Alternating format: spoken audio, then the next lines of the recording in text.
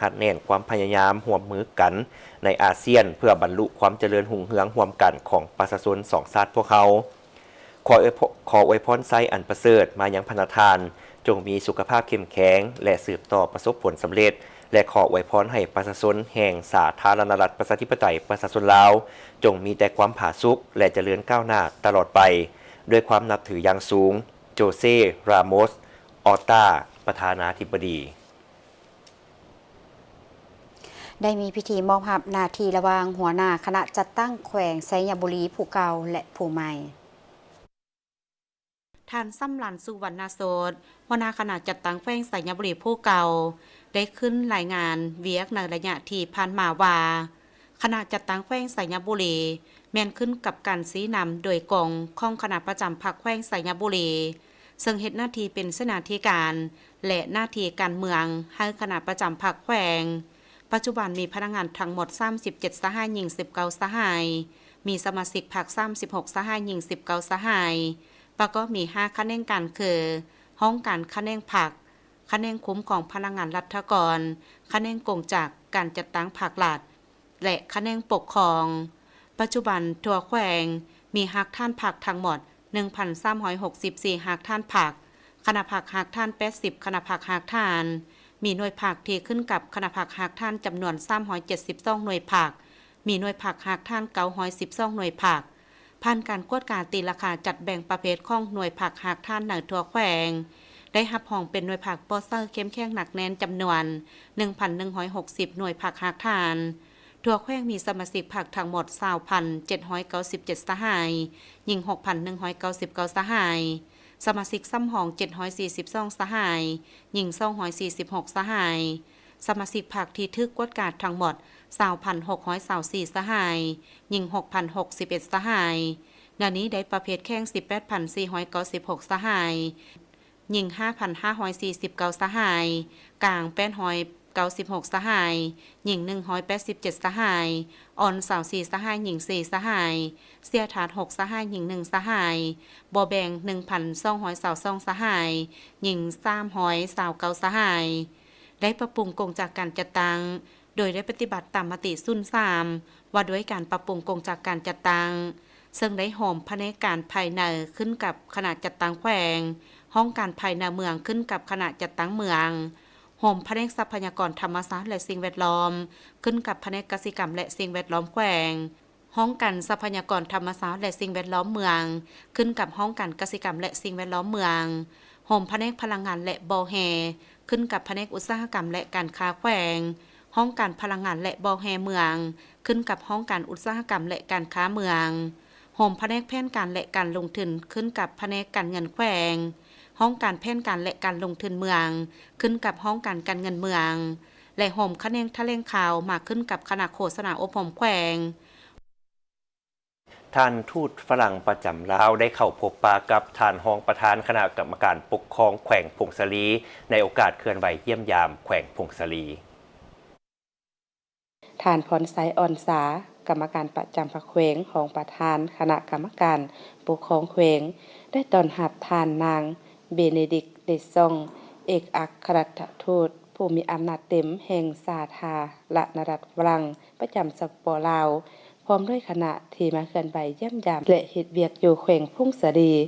โอกาสนี้ท่านนางเบเนดิกต์ เดซองเอกอัครราชทูตผู้มีอำนาจเต็มแห่งสาธารณรัฐฝรั่งประจำสปป.ลาวได้รายงานย่อเกี่ยวกับการมาเคลื่อนไหวเยี่ยมยามและเฮ็ดเวียกอยู่แขวงพงศาลีในครั้งนี้ให้การนำแขวงและการนำเมืองได้รับทราบพร้อมนั้นทานพรไซอ่อนสากรรมการประจำพรรคแขวงของประธานคณะกรรมการปกครองแขวงก็ได้รายงานย่อเกี่ยวกับสภาพจุดพิเศษและมรรคผลแห่งการสร้างสาพัฒนาแขวงพงศาลีให้ท่านทูตพร้อมคณะได้รับทราบและท่านได้ตีราคาสูงต่อการมาเคลื่อนไหวเยี่ยมยามของท่านนางเบเนดิกต์ เดซองเอกอัครราชทูตผู้มีอำนาจเต็มแห่งสาธารณรัฐฝรั่งประจำสปป.ลาวพร้อมคณะโอกาสที่มีความหมายความสำคัญนี้ท่านรองประธานคณะกรรมการปกครองแขวงยังได้เสนอต่อท่านทูตฝรั่งที่ประจำอยู่สปป.ลาวพร้อมทีมงานเติมบางเวียกงานเติมเป็นต้นแม่น เสนอปรับปรุงบรรดาค่ายฝรั่งเก่าเพื่อรักษาไว้และเป็นแหล่งท่องเที่ยวทางประวัติศาสตร์ช่วยถึงฝึกอบรมให้แก่พนักงานนำพาพนักงานคุ้มครองบริหารและวิชาการเทคนิคในองค์การจัดตั้งภาครัฐแต่ละขั้นพนักงานคุ้มครองบริหารของบรรดาพนักงานองค์การและบรรดาเมืองโดยเฉพาะโครงเขตเวียกงานศึกษา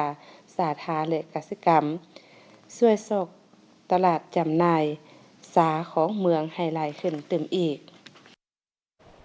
คณะผู้แทนสหพันธ์นักรบเก่าแขวงหลวงพระบางเคลื่อนไหวเยี่ยมยามและเฮ็ดเวียกอยู่แขวงเดียนเบียนสาธารณรัฐสังคมนิยมเวียดนามพันโทคำเกิดผมมาบ่งศรีประธานสหพันธ์รบเก่าแขวงได้เคลื่อนไหวเยี่ยมยามและเฮ็ดเวียกอยู่แขวงเดียนเบียนสาธารณรัฐสังคมนิยมเวียดนามได้รับการต้อนรับอย่างอบอุ่นจากห้องประธานสหพันธ์รบเก่าแขวงพร้อมด้วยคณะยูดานสากลปัง6 5ไต้จางจากนั้นได้เข้าพักที่โรงแรมอาโมด1ของสหพันธ์รบเก่าแขวงเดียนเบียนตอนแรกของวันเดียวกันนี้คณะผู้แทนสหพันธ์รบเก่าแขวงพงศาลีแขวงอุดมไสแขวงนพบางของสาธารณรัฐประชาธิปไตยประชาชนลาวและแขวงเดียนเบียนสาธารณรัฐสังคมนิยมเวียดนามได้เข้าจุดธูปไว้อาลัยนักรบปฏิวัติที่ได้เสียชีวิตในป่างสงครามในการต่อสู้กูซาดในสนามรบเดียนเบียนฟูซึ่งสถานที่กราบไหว้ได้สร้างขึ้นประมาณ3 ปีก่อนอยู่ใกล้กับสถานที่ประวัติศาสตร์ผู้อาโมดA1เพื่อระลึกถึงไสยสนะเดียนเบียนฟูในวันที่7 พฤษภาคมปี 1954แม่นไสยสนะอันสง่าราศีของกองทัพและประชาชนเวียดนามในภารกิจต่อสู้ปลดปล่อยซาดซึ่งอยู่ในสนามรบเดียนเบียนฟู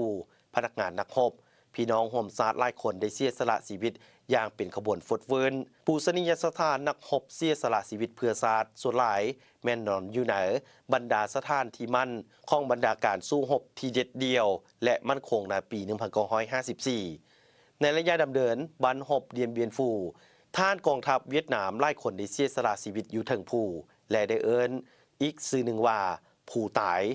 แม่นจุดนัดพบทางด้านจิตใจอันศักดิ์สิทธิ์ที่สมควร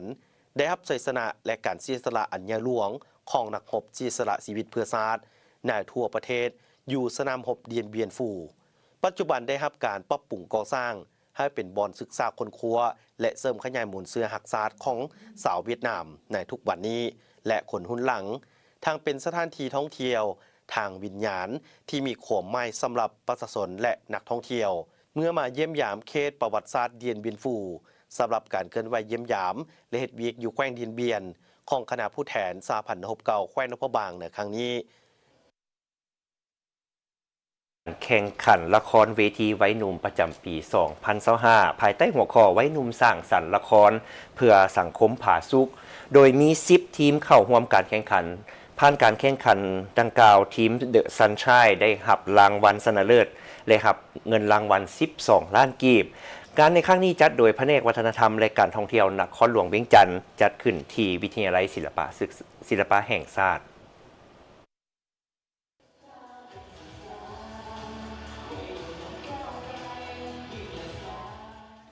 งานในครั้งนี้จัดเพื่อสร้างโอกาสและส่งเสริมความสามารถของวัยหนุ่มในการสร้างสรรค์การแสดง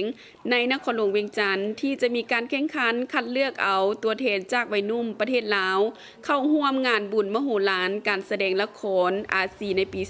2026 อยู่ที่ประเทศบรูไนเป็นเจ้าภาพงานบุญนี้จะเป็นงานที่สร้างแนวความคิดและแห่งบันดาลใจให้แก่วัยหนุ่มที่มีความสนใจและมักฮักการแสดงพร้อมทั้งสร้างกิจกรรมภายในให้เปิดกว้างสร้างโอกาสในการแลกเปลี่ยนผลงานและได้นำเสนอผลงานการแสดงที่เป็นเอกลักษณ์ของตนกับนักแสดงต่างประเทศทั้งเครื่องอาชีพและมืออาชีพพร้อมนั้นยังเป็นอีกกิจกรรมสร้างสรรค์ทางสังคมที่เปิดสาธารณะให้เข้าชมและรับรู้เพิ่มเติมเกี่ยวกับการบริการทางด้านการแสดงในลาวให้แก่ผู้ที่มาร่วมงานและก็เป็นการประกอบส่วนเข้าในเวียกงานการพัฒนาเศรษฐกิจสังคมและวัฒนธรรมของประเทศลาวเฮาอีกด้วยการประกอบส่วนจากภาคส่วนในการสร้างกิจกรรมทางสังคมโดยเฉพาะเป็นกิจกรรมสำหรับวัยหนุ่มเป็นการสุงยุทางด้านงบประมาณเพื่อสร้างให้บุญการแสดงนี้ให้เกิดขึ้นและให้กลายเป็นกิจกรรมงานการแข่งขันประจำปี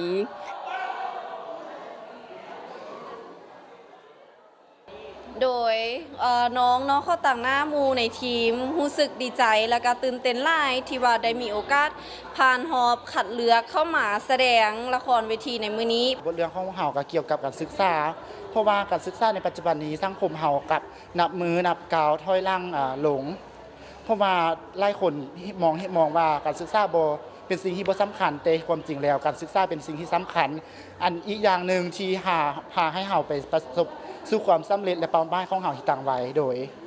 การฝึกซ้อมของพวกเฮานี้ก็คือ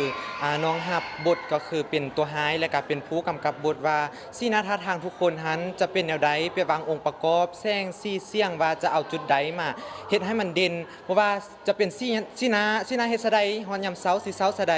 ฮอดยามหัวสิหัวซะใดหัวแบบร้อนน่ะหัวแบบมีความสุขแล้วก็การสนำเสียงหนักเบาเข้ากับบทเรื่องให้มันกลมกลืนว่าบทเรื่องเฮานี้จะเข้มข้นประมาณใดถ้าบทเป็นแม่ความยากง่ายก็คือเฮาต้องแสดงอารมณ์นำเอาความบทที่เข้าถึงแม่ออกมาแสดงให้ได้อารมณ์ของมันว่าแม่แสดงท่าทางเป็นแนวใดความรู้สึกของแม่เมื่อลูกออกจากบ้านไปสู่เมืองใหญ่เฮาสิเป็นแนวใดความรู้สึกของพ่อและก็แม่การแข่งขันละครวัยนุ่มนครหลวงเวียงจันทร์ประจำปี 2025 มี 10 ทีมเข้าร่วมแข่งขันแต่ละทีมนำเอาความสามารถของตนบ่ว่าจะเป็นการแสดงอารมณ์แสงสีเสียงผ่านการแข่งขันรางวัลชนะเลิศอันดับที่1ได้แก่ทีมเดอะสันไซได้รับเงินรางวัล12ล้านกีบรางวัลที่2ได้แก่ทีมยุทธล้านสร้างได้รับเงินรางวัล10ล้านกีบรางวัลที่3ได้แก่ทีมออโลแฟนได้รับเงินรางวัล8ล้านกีบรางวัลสมเสยได้แก่ทีมดงโดคิวรางวัลป๊อปปูล่าโหวตได้แก่ทีมท่ายไปเทาะสดฟิล์มตัวแทนสาวหนุ่มลาวได้สำเร็จการเข้าร่วมกองประชุมแลกเปลี่ยนของนักธุรกิจสาวหนุ่มกอบห่วมมือแม่น้ำล้านสร้างแม่น้ำของปี 2025ซึ่งจัดขึ้นอยู่ในครลี่เจียงแขวงยุนนานสาธารณรัฐประชาชนจีนโดยมีบรรดาประเทศสมาชิกเข้าร่วมเช่นจีนกัมพูชีลาวไทยเมียนมาและเวียดนามภายใต้หัวข้อล้านสร้างแม่น้ำของเต็มไปด้วยความกระตือรือร้นในการสร้างอนาคตด้วยปัญญาประดิษฐ์ตัวแทนนักธุรกิจสาวหนุ่มลาวได้เข้าร่วมกองประชุมแลกเปลี่ยนของนักธุรกิจสาวหนุ่มกอบหัวมือแม่น้ำล้านสร้างแม่น้ำของปี 2025เพื่อพร้อมกันปรึกษาหารือการขับเคลื่อนการประดิษฐ์สร้างใหม่และโอกาสการจัดการหัวมือในภาคพื้นโดยเฉพาะแม่นการพัฒนาสร้างข้อมูลนำเสนอผลิตภัณฑ์ของบรรดาประเทศสมาชิกด้วยระบบออนไลน์เพื่อตอบสนองความต้องการจับคู่ทางธุรกิจผ่านการปรึกษาหารือและการค้นคว้าโดยซึ่งหน้ากลายเป็นขวต่อและก้าวไปสู่การร่วมมือในโครงการต่างๆในระยะเข้าร่วมกองประชุมตัวแทนจาก6ประเทศยังได้ลงลึกการปรึกษาหารือใน3หัวข้อใหญ่เช่นประดิษฐ์สร้างใหม่เศรษฐกิจภาคพื้นเพิ่มโอกาสในการลงทุนสุกยู่แขนงการมูลเสื้อและการหันเปลี่ยน2ทางใหม่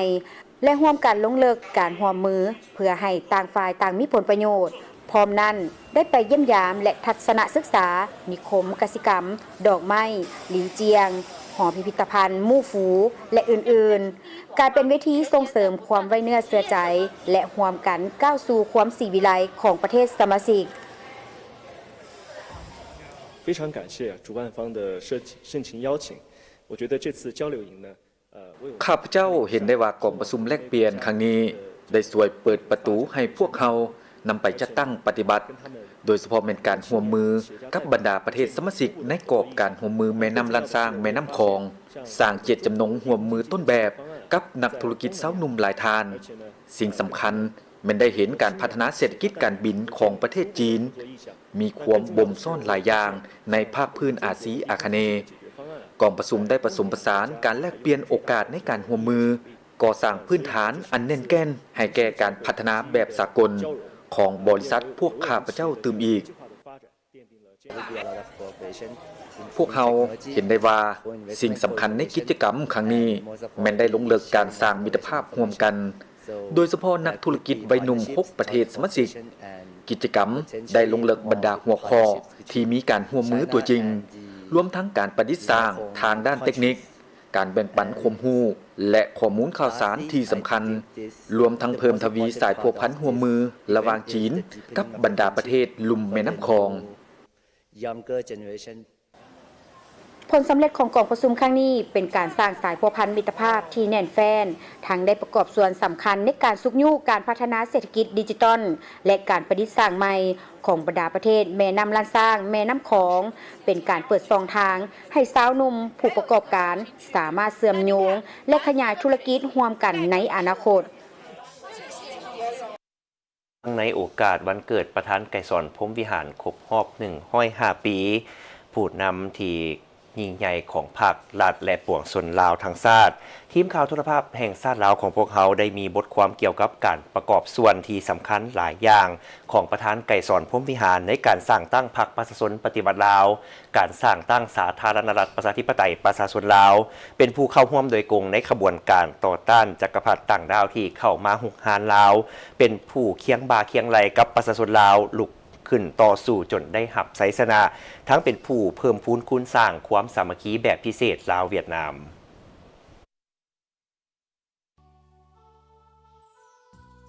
ประธานไกรสอนพรหมวิหาร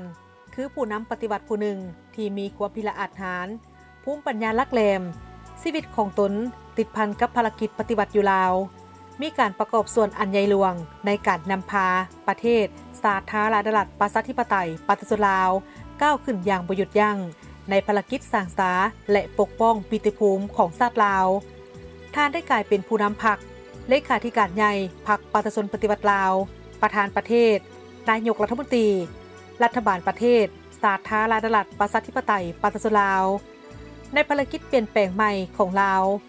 ท่านได้ประกอบส่วนที่สำคัญหลายอย่างแนวทางการเปลี่ยนแปลงใหม่ของสหายกลายเป็นแนวทางการหันเปลี่ยนรอบด้านมีบาดก้าวและการนักแน่นบ่ถือเอาความคิดอัตวิสัยแทนให้สภาพตัวจริงภายในประเทศอิงใส่ท่าแฮงของตนเป็นสำคัญพร้อมนั้นท่านยังได้มีการนำพาญาติแยงการร่วมมือสากลแนะใส่การหันเปลี่ยน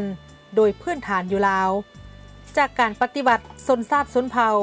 ก้าวขึ้นสร้างสาสังคมนิยมภายใต้บูรณาภาพเศรษฐกิจวัฒนธรรมสังคมประธานไกรสอนพรหมวิหารคือสหายคือผู้เพิ่มพูนคูณสร้างความสามัคคีพิเศษลาวเวียดนามเสริมสร้างความสามัคคีการต่อสู้และมิตรภาพลาวเวียดนามให้สดใสออกมากเป็นผลการพัวพันพิเศษลาวเวียดนามริเริ่มจากพื้นฐานอุดมการณ์ของประธานโฮจิมินห์และประธานไกรสอนพรหมวิหารที่ได้ทุ่มเหือเทแหงเพิ่มพูนคูณสร้างเป็นการพัวพันพิเศษร่วมมือรอบด้านซื่อสัตย์บริสุทธิ์สหายไกรสอนพรหมวิหารเกิดเมื่อวันที่13ธันวาคม1920ที่บ้านนาเซ็งเมืองคันธบุรีปัจจุบันเป็นนครไกรสอนพรหมวิหารแขวงสวรรณเขตพ่อชื่อนายล้วนเป็นกรรมกรแม่ชื่อนางดกเป็นชาวนาปี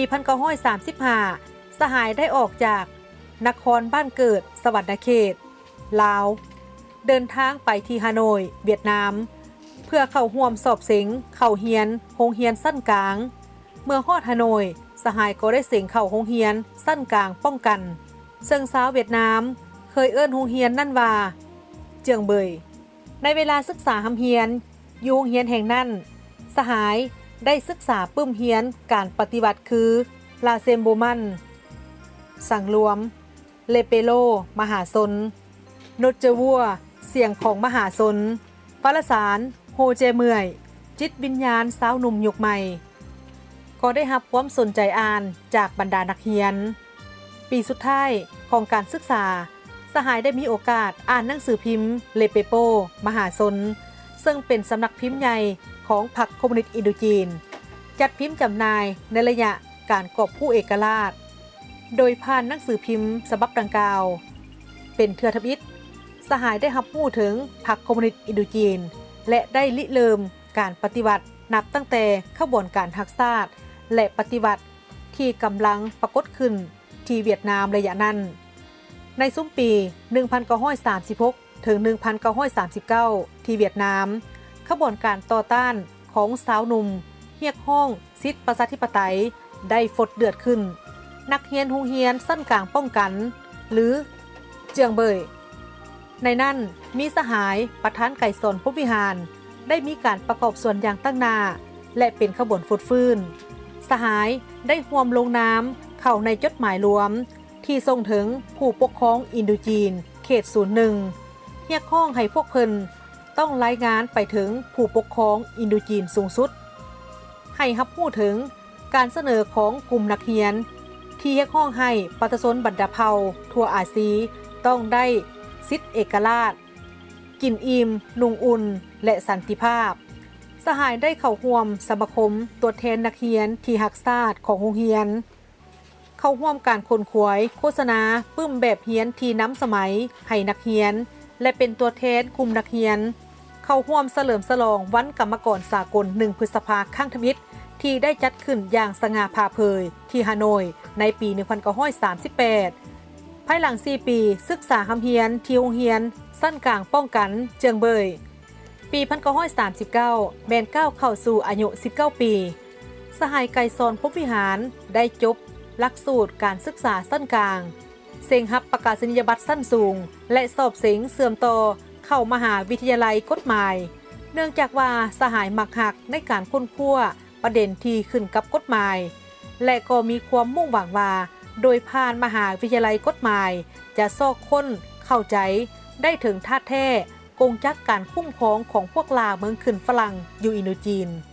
ที่มหาวิทยาลัยกฎหมายสหายไกรสอนพรหมวิหารอาสาสมัครเข้าร่วมสมาคมสาวหนุ่มหักชาติห่วงเซียวสาวหนุ่มนครฮานอยเป็นการจัดตั้งหนึ่งที่หักชาติและปฏิบัติของสาวหนุ่มเวียดนามการเข้าร่วมสมาคมสาวหนุ่มหักชาติห่วงเซียวของสหายเป็นบาทก้าวทำอิฐที่สำคัญในชีวิตการเคลื่อนไหวการเมืองของสหายไก่สอนพรหมวิหารในความเป็นจริงแล้วสภาพการทางการเมืองอินโดจีนกำลังมีการหันเปลี่ยนอย่างไววาสุกยู่ให้ซ้ายหนุ่มหักชาติไก่สอนพรหมวิหารฮีบด่วนกับเมืองลาวเพื่อร่วมกับปวงชนปฏิบัติการปฏิบัติปลดปล่อยชาติอยู่ลาวสหายออกจากฮานอยในท้ายเดือนเมษายน 1945 เพื่อกับลาวคนควยจิตใจหักชาติของประชาชนและสาวหนุ่มอยู่บ้านเกิดสวรรณเขตตั้งบรรหาการก้าเกียมกำลังเพื่อลุกฮื้อต้านการหุกหานกู้ประเทศลาวพ้นออกจากสภาพความยุ่งยากสหายได้นำพาก่อตั้งสมาคมสาวหนุ่มกู้ชาติหลายสหายในสมาคมได้มีผลงานประกอบส่วนอันใหญ่หลวงในเวียกงานปลดปล่อยชาติอยู่ลาวท่านผู้ชมต่อไปจะพักก่อนหลังจากเคารพทุกชาติกลับมาติดตามรับชมการรายงานข่าวภาคค่ำได้ตื่มอีกให้ลูกมีดีได้อีกหลายลูกอยากเป็นนักสำรวจโอ้ลูกอยากเป็นนักคิดเป็นฮีโร่ช่วยเหลือคนอื่นไม่ดูเมกดูโกรมาพร้อมสารอาหารดีๆอีกหลายอย่างให้ลูกมีดีได้อีกหลาย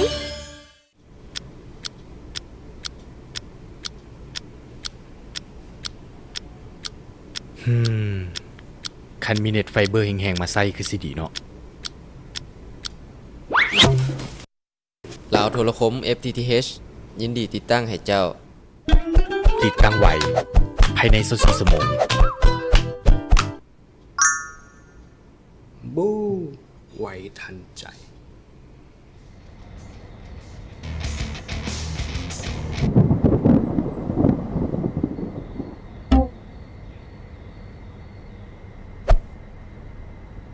ลาวโทรคม FTTH ยินดีแก้ไขให้เจ้าแก้ไขไว้ภายใน24ชั่วโมงแก้ไขแล้วละเด้อนำใช้อินเทอร์เน็ตต่อได้เลยเจ้า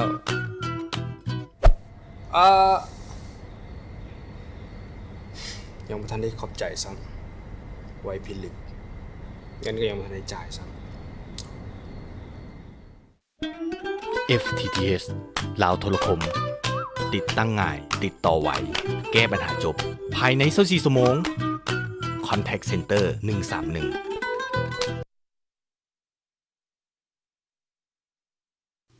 ทุ่งชาติลาวเป็นสัญลักษณ์แห่งสาธารณรัฐประชาธิปไตยประชาชนลาวสันติภาพ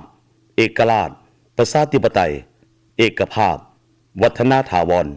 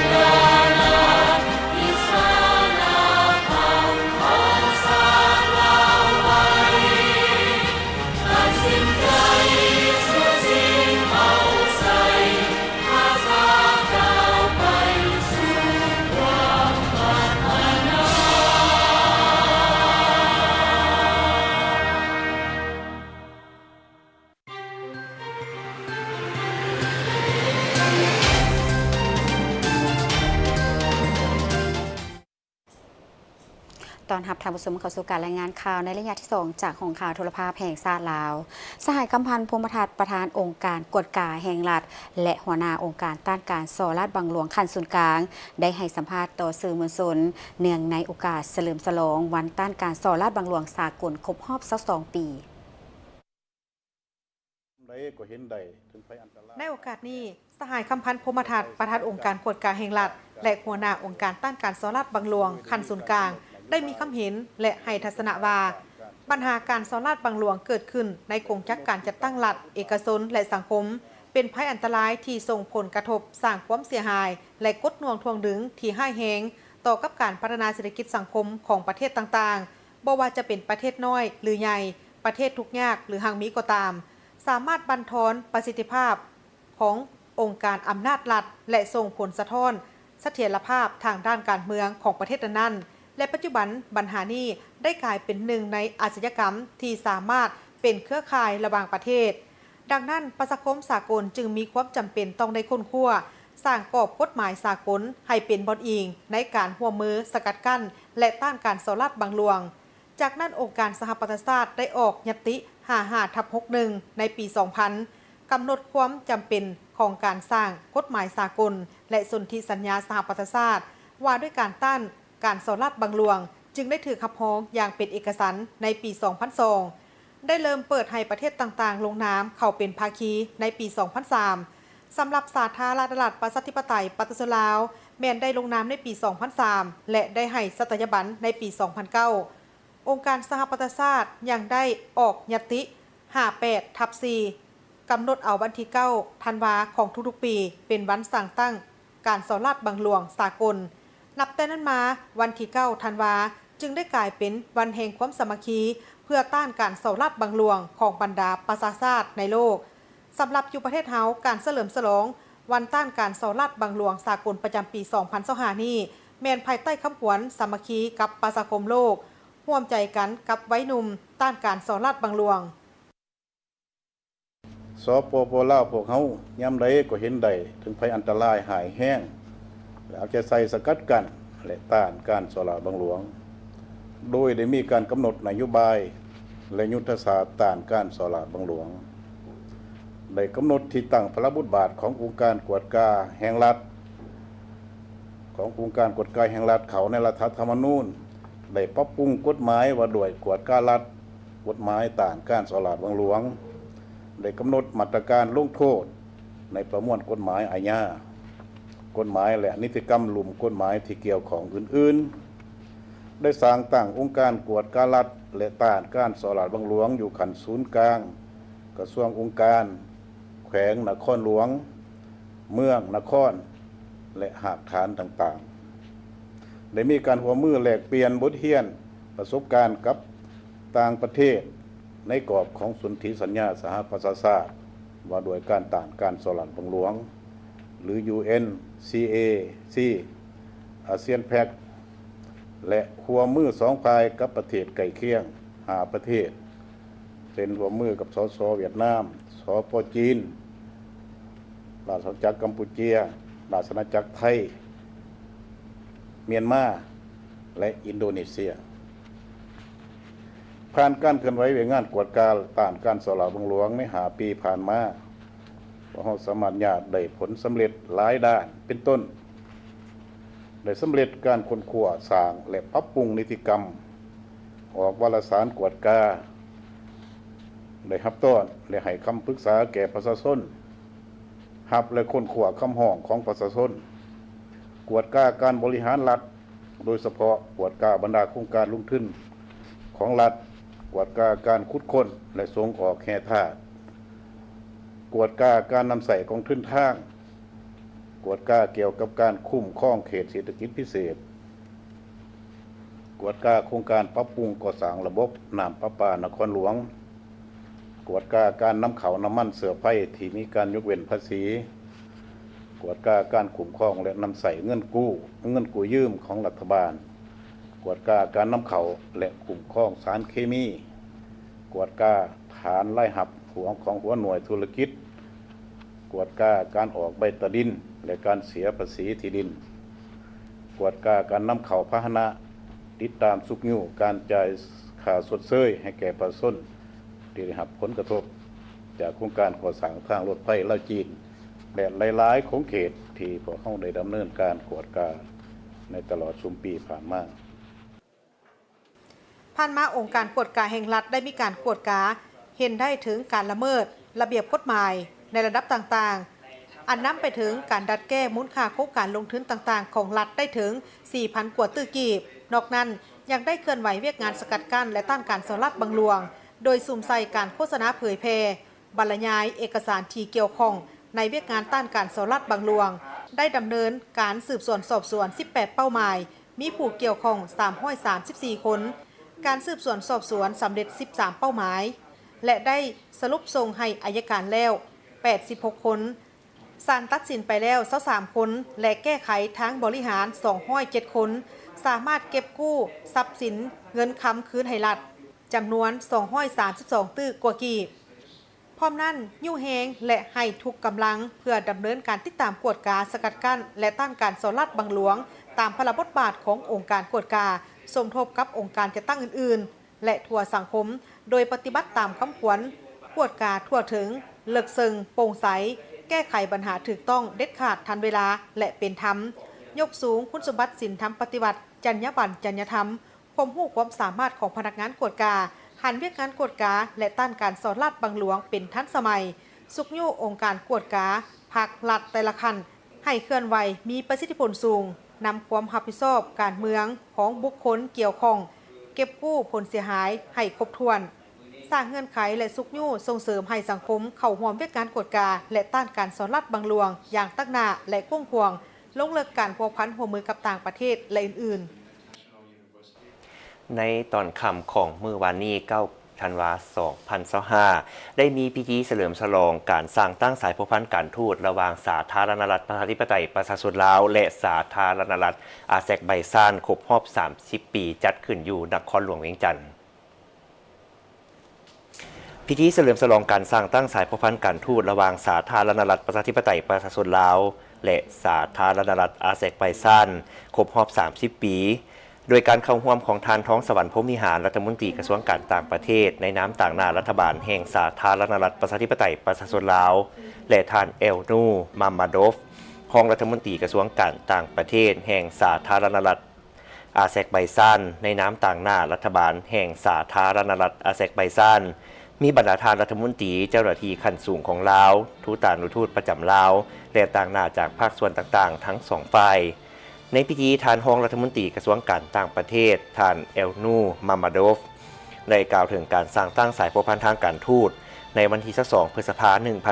1995และได้รักษาสายพัวพันมิตรภาพผ่านการพบปะ2ฝ่ายในเวทีสากลกองประชุมระดับสูงเช่นกองประชุมสุดยอดบริกส์ในเดือนตุลาคม 2024ที่ผ่านมามีการพบปะระหว่างประธานประเทศของสาธารณรัฐประชาธิปไตยประชาชนลาวและสาธารณรัฐอาแซกไบซานตั้งแต่สมัยสหภาพโซเวียตได้มีนักศึกษาลาวเกือบ 2,000 คนไปศึกษาอยู่ประเทศอาแซกไบซานซึ่งได้กลายเป็นกลุ่มนักศึกษาที่ใหญ่ที่สุดในสมัยนั้นและกลายเป็นขวดต่อระหว่าง2ประเทศในด้านต่างๆ2ประเทศได้เอาใจใส่สุกยู่การร่วมมือในหลายของเขตเป็นต้นแม่นการพัวพันร่วมมือทางด้านการเมืองเศรษฐกิจการค้าการลงทุนการศึกษาการพัวพันระหว่างประชาชนเพื่อสุกยู่ส่งเสริมการท่องเที่ยวและอื่นๆรวมถึงการร่วมมือและสนับสนุนซึ่งกันและกันในเวทีภาคพื้นและสากลในโอกาสนี้ทานท้องสวรรค์พรหมวิหารได้ต่างหน้าให้แก่รัฐบาลก็คือประชาชนแห่งสาธารณรัฐประชาธิปไตยประชาชนลาวแสดงความขอบใจต่อรัฐบาลและประชาชนอาแซกไบซานที่ได้ให้การร่วมมือและสนับสนุนสาธารณรัฐประชาธิปไตยประชาชนลาวในระยะผ่านมาโดยเฉพาะการพัฒนาทรัพยากรมนุษย์ในเมื่อก่อนก็คือการสนองทุนการศึกษาและฝึกอบรมให้แก่สปป.ลาวในปัจจุบันการเฉลิมฉลองครบรอบ30 ปีแห่งการสร้างตั้งสายพัวพันการทูตระหว่างสาธารณรัฐประชาธิปไตยประชาชนลาวและสาธารณรัฐอาแซกไบซานในปีนี้แม่นเต็มไปด้วยบรรยากาศแห่งไมตรีจิตมิตรภาพอันอบอุ่นและมีขึ้นในท่ามกลางบรรยากาศที่สาธารณรัฐประชาธิปไตยประชาชนลาวพร้อมเฉลิมฉลองวันชาติครบรอบ50 ปีอย่างมีบรรยากาศอันฟดฟื้นและมีความหมายความสำคัญ ในวันที่ 10 ธันวาคม 2025 เป็นปีเฉลิมฉลองวันสร้างตั้งสายพัวพันธ์การทูตครบรอบ 50 ปี ทีมข่าวโทรภาพแห่งชาติลาว ได้รับเกียรติสัมภาษณ์ทานมาร์ค กาลาเกอร์ เอกอัครราชทูตสหภาพยุโรปประจำสาธารณรัฐประชาธิปไตยประชาชนลาว Well, thank you very much. Thank you for giving me this opportunity. Indeed, I arrived in September 2024, and I think one of the ท่านมาร์ค กาลาเกอร์ เอกอัครราชทูตสหภาพยุโรปประจำลาวได้ให้สัมภาษณ์ต่อทีมข่าวโทรภาพแห่งชาติ 2025 ปีนี้สาธารณรัฐประชาธิปไตยประชาชนลาวและสหภาพยุโรปจะได้ร่วมกันเฉลิมฉลองวันสร้างตั้งสายพัวพันธ์การทูตครบรอบ 50 ปีซึ่งสะท้อนให้เห็นถึงผลสำเร็จในการร่วมมือในระยะ5 ทศวรรษที่ผ่านมาและแผนการร่วมมือในอนาคตLaos has always been a champion of EU-ASEAN relations. They've always seen that as very important. ท่านทูต EU ได้กล่าวว่านับตั้งแต่ท่านได้มาฮอดสาธารณรัฐประชาธิปไตยประชาชนลาวในเดือนกันยายนปี 2014 ในระหว่างการเป็นประธานอาเซียนได้มีการต้อนรับประธานสภายุโรปซึ่งแสดงให้เห็นถึงความมุ่งมั่นของลาวต่อสายพัวพันสหภาพยุโรป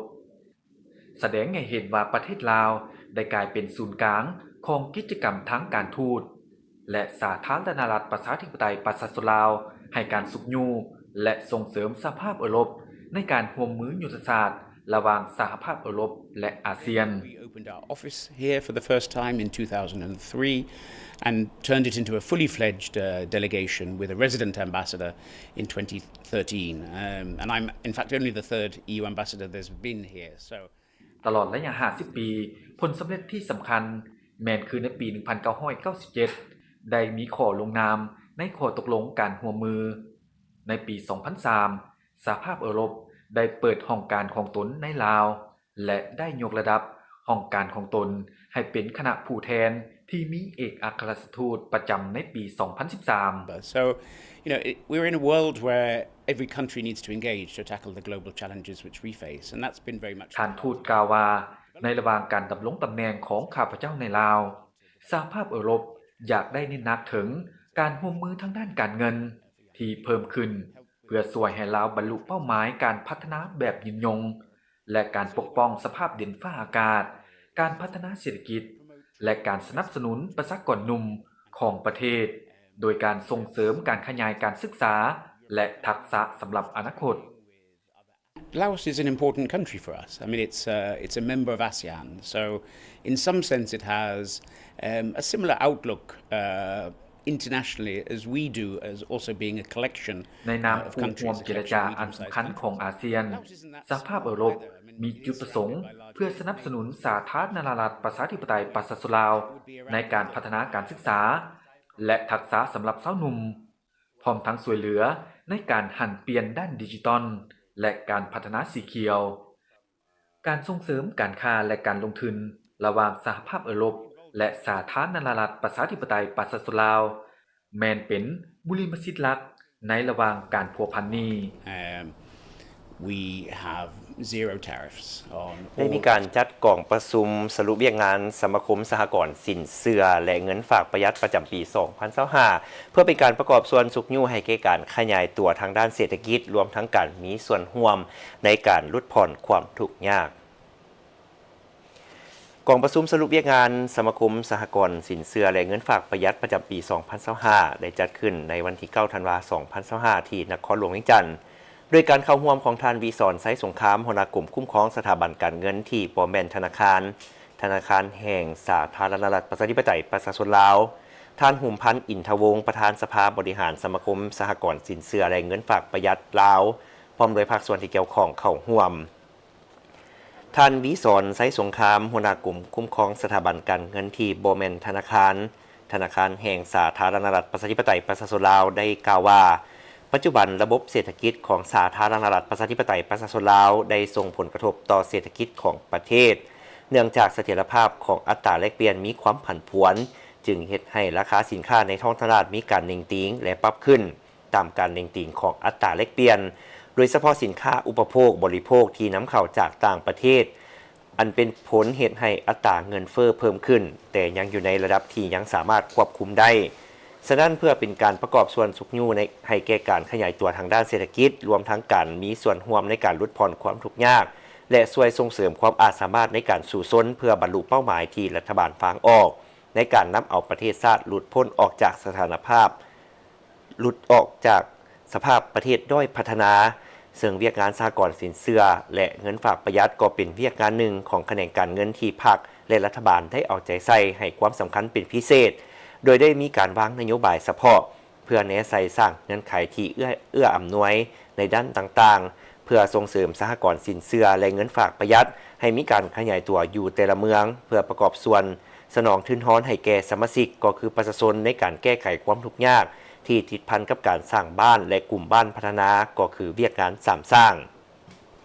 สมาคมสหกรณ์สินเชื่อและเงินฝากประหยัดสาธารณรัฐประชาธิปไตยประชาชนลาว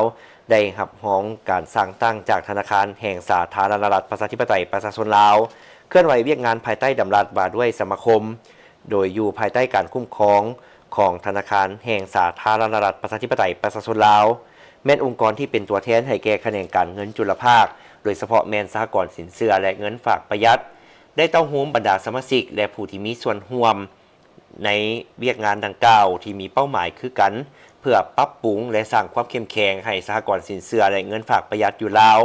ให้สามารถตอบสนองการบริการทางด้านการเงินให้สมาชิกก็คือประชาชนผู้มีรายรับต่ำและประชาชนที่อยู่ชนบทเขตห่างไกลซอกลีกที่บ่มีโอกาสเข้าถึงแหล่งทุนอื่นๆได้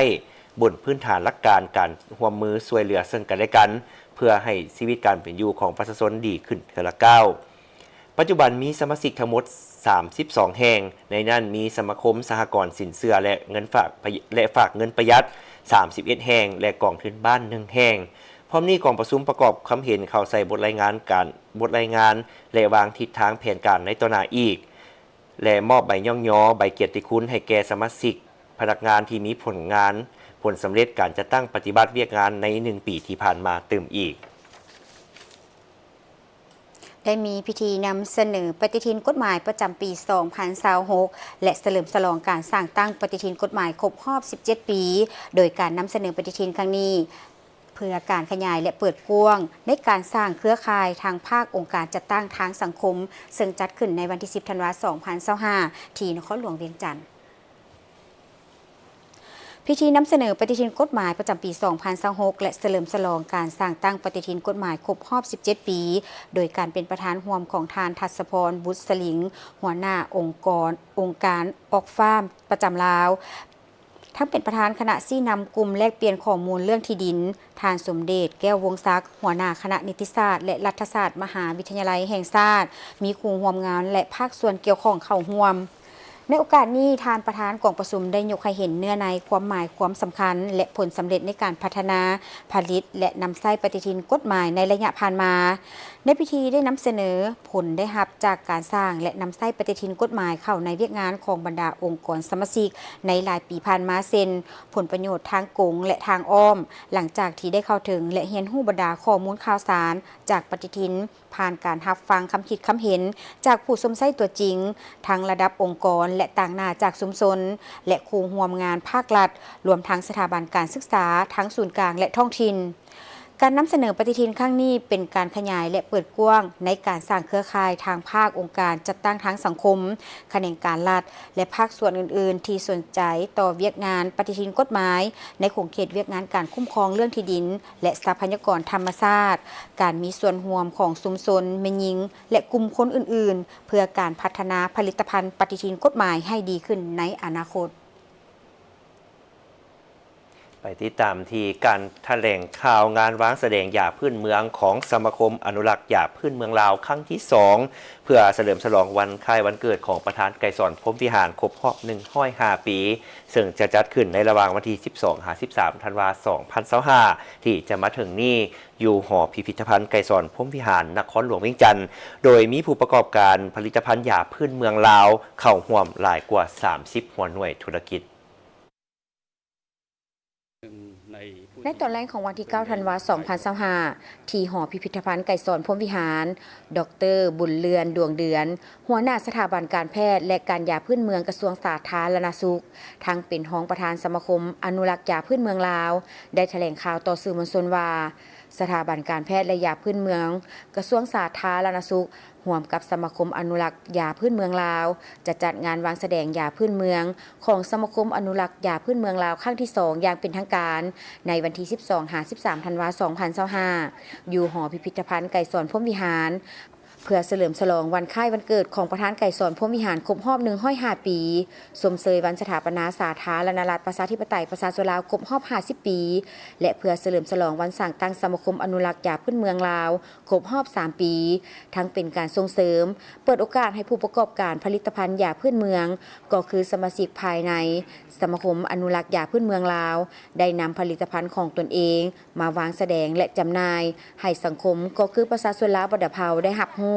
ได้นำใส่ผลิตภัณฑ์ยาพื้นเมืองลาวอย่างทั่วถึงพร้อมนี้ยังเป็นการสุกยุส่งเสริมให้คนลาวหันมาสวมใส่ผลิตภัณฑ์ยาพื้นเมืองลาวที่ผลิตโดยคนลาวที่มีคุณภาพได้มาตรฐานผ่านอาหารและยาหรืออย.ควบคู่กับยาหลวงแสดงสุดนี้นี่ก็แปลว่ายักเฮ็ดได้ก็เฮ็ดให้พยายามฟื้นฟูความเป็นมรดกวัฒนธรรมของศาสตร์ก็คือวัฒนธรรมในการใช้ตำรายาพื้นเมืองกลัวคนที่เคยเกิดพยาธิระบาดเกิดพยาธิตามฤดูกาลเนาะแล้วก็สิ่งที่พวกเราได้แก่ตกมาแต่ละระยะแล้วก็ยังมีเชื้อชาติลาวคนลาวจนมาถึงปัจจุบันนี้เนาะอันนี้ก็อยากให้มีการส่งเสริมฉะนั้นพวกเรานำทฤษฎีดังกล่าวนั่นแหละเข้ามาหาพวกทีมงานแล้วก็มาให้บรรดาสมาชิกสมาคมเฮานี่ค้นคว้าซอกทางออกเอาทุกตำรานั้นมาเสริมเพื่อใหญ่มาพัฒนามาตรวจสอบให้เป็นวิทยาศาสตร์เนาะคือโดยเฉพาะอาจารย์สิทนนี่ก็เป็นหนึ่งในผู้ที่เพิ่นได้ถ่ายทอดองค์ความรู้ที่มีประวัติศาสตร์จากวัดวาอารามโดยเฉพาะเพิ่นก็มีฮอดตำรายาก็แม่นชุดหนึ่งที่เหมือนยังมีนอนแดงลายแล้วก็วันอื่นๆอยู่ในทั่วประเทศขอให้ฟื้นฟูแล้วก็นำใช้ยาพื้นเมืองของเราเข้าในการติดตัวซะจะมีความปลอดภัยสูงสำหรับงานวางแสดงในครั้งนี้จะช่วยขับเคลื่อนการใช้ยาพื้นเมืองลาวในการรักษาสมทบยาหลวงและการแพทย์ทางเลือกในสถานที่บริการขั้นต่างๆส่งเสริมผู้ผลิตทาแหงจากทรัพยากรที่เป็นยารักษาภูมิปัญญาของท้องถิ่นการสืบสานพันธุกรรมพืชที่เป็นยาและองค์ความรู้ดั้งเดิมของชาวลาวทั้งเป็นการยกระดับมาตรฐานการผลิตยาพื้นเมืองลาวและพัฒนาให้สูงขึ้นเป็นก้าวๆสร้างความเชื่อมั่นต่อผู้บริโภคทางด้านคุณภาพประสิทธิภาพและความปลอดภัยโดยจะมีผู้ประกอบการผลิตภัณฑ์ยาพื้นเมืองลาวเข้าร่วมหลายกว่า30หัวหน่วยธุรกิจ28เดือนแล้วเป็นต้นมาเดือน11แล้วก็จีเป็นการเปิดพิธีนั้นพวกเราแน่ใส่เมื่อวันที่12เดือน12นี้แล้วก็มื้อที่พวกเราเป็นวันคล้ายวันเกิดของประธานไกรสอนพรหมวิหารแล้วก็เป็นคล้ายเป็นวันที่ว่าพวกเราสร้างตั้งสังคมก็เป็นวันที่13ถึงวันเกิดของประธานนั้นซึ่งว่าอยู่นี้ในนิติกรรมพวกเราได้บันทึกเอาวันที่13เดือน12เนาะเป็นวันคล้ายวันเกิดของประธานไกรสอนครบรอบ150 ปีแล้วก็อยู่ในหั่นก็เป็นวันที่พวกเราสร้างตั้งสมาคมอนุรักษ์ยาพื้นเมืองลาวเฮาครบรอบ3 ปีฉะนั้นในการเฮ็ดดังกล่าวนี้พวกเราก็สิมีการสรุปตีราคาคืนของสมาคมของที่สร้างตั้งขึ้นมาระยะ3 ปีนั้นได้เฮ็ดหยังเกิดขึ้นแด่แล้วก็มีการบทบาทความสำคัญในการเคลื่อนไหวแต่ละระยะฉะนั้นจะได้ตีราคาคืนแล้วก็สามารถกำหนดทิศทางแผนการในต่อหน้าฉะนั้นคิดว่าจะต้องให้วันที่จะสิ้นสุดที่มันวันที่13-14เนาะพวกเขาได้ใส่แต่ว่าก็สิเป็นครั้งที่2เทื่อนี้แต่ว่าสิเป็นมีหลายๆครั้งต่อๆไปเนาะอาจจะแสดงหมุนเวียนไปอันเทื่อนี้นี่ก็พวกเขาก็จะได้เป็นการทางเฮ็ดและทางเรียนแล้วก็ทอดบทเรียนในอนาคตที่จะพัฒนาและการวางแสดงนี้เป็นประจำอันนี้เป็นอันนึงที่อยากให้ทุกคนมีโอกาสได้เข้ามาเที่ยวชมวางแสดงผลิตภัณฑ์ที่เป็นยาของเราแต่ว่าเอิ้นว่ายาก็ได้ที่เอิ้นว่าเป็นผลิตภัณฑ์ที่การจัดงานวางแสดงยาพื้นเมืองลาวครั้งนี้แม่นเหตุการณ์ที่สำคัญของเวียกงานการแพทย์และการยาพื้นเมืองกระทรวงสาธารณสุข ที่สะท้อนให้เห็นถึงการเสริมขยายแนวความคิดไก่สอนพรหมวิหารต่อกับเวียกงานการแพทย์และการยาพื้นเมืองลาวโดยติดพันถึงมรดกทางวัฒนธรรมและความหังมีทางธรรมชาติของประเทศลาวที่ควรถูกอนุรักษ์และพัฒนาให้ทันสมัยทางผู้ชมที่เคารพจากนี้จะพักกันเติมระยะต่อไปยังมีสถานการณ์ข่าวต่างประเทศพร้อมด้วยข่าวกีฬาและพยากรณ์อากาศมานำเสนอ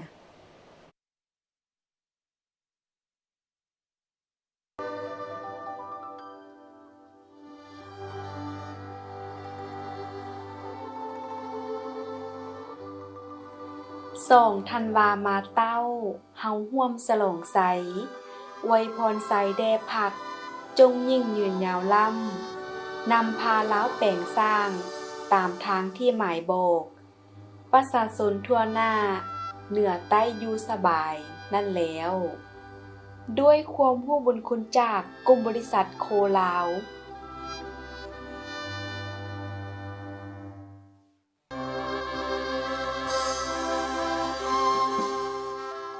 2 ธันวามาฮอดแล้วให้แววฮูประดับสีเป็นปีมีไสงามฮูเฮืองประดับ50 ปีแล้วเด้เจ้าประเทศลาวก้าวเฮืองฮูรวมปรับปรุงก้าวเดินหน้าจำปาอ้ากินหอมแล้วเด้ด้วยความรู้บุญคุณจากคณะผู้บริหารและพนักงานธนาคารพัฒนาลาวจำกัด LDB Bank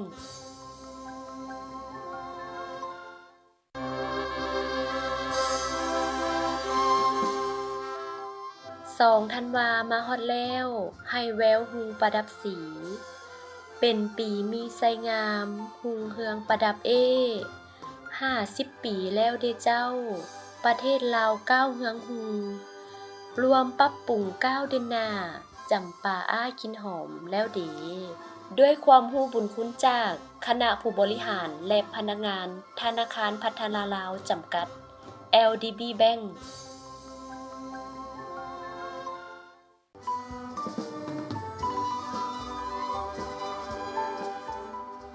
โอกาสวันครบพ่อ10 ปีมาถึง2 ธันวาเคียงไก่เด่นวิไลงามแย้มเซมโซมาห้อยอวยพรไซมาส่งทั่วทุกคงเขวดแคว้นประสาได้ซื่นใจแท่นาด้วยความรู้บุญคุณจากรัฐวิสาหกิจน้ำมันเสื้อไฟลาว